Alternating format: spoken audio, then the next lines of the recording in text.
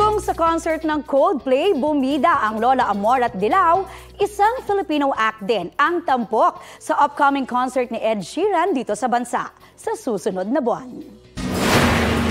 Special guest sa concert ni Ed ang indie folk pop band na Ben and Ben. Hindi yan katang-isip, pinaninindigan na nila ito nang i-post nila sa Facebook ang poster ng concert.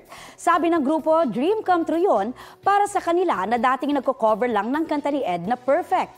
Yan na ang ikatlong concert ng multi-awarded singer-songwriter sa bansa.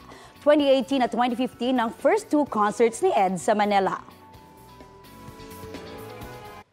Kapuso, para sa mga maiinit na balita, mag-subscribe sa GMA Integrated News sa YouTube.